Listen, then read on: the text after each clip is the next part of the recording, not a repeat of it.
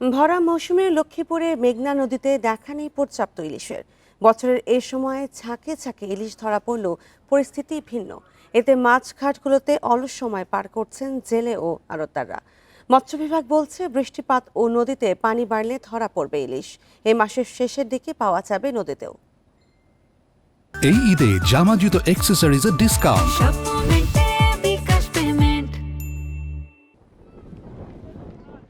লক্ষ্মীপুরের নদী তীরবর্তী এলাকায় জেলে প্রায় 52,000, তাদের মধ্যে 42,000 নিবন্ধিত। রামগতির আলেকজান্ডার থেকে চাঁদপুরের 60 নল এলাকার 100 কিলোমিটার পর্যন্ত মাছ শিকার করেন এখানকার জেলেরা। নিষেধাজ্ঞা কাটিয়ে অন্যান্য বছরের মতো মে থেকে জুলাই পর্যন্ত এই 3 মাস ইলিশ বেচাকেনায় ঘাট এলাকা সরগরম থাকলেও এবারের পরিস্থিতি ভিন্ন। নদীতে পর্যাপ্ত মাছ না পাওয়ায় আয় রোজগার নিয়ে বিপাকে প্রায় 52,000 জেলে পরিবার। দাদনের টাকা পরিশোধ নিয়েও বিপাকে তারা। মাছ আনা নদীতে পানির অবস্থা কম, নিয়ে কিছু মাছ হয়, কিন্তু এখন ডালা জোয়া চলতেছে। মাছ নদীতে একেবারে কম, আমরা সত্যি কষ্ট বাড়ি যায়, একদম সীমিত কম মাছ।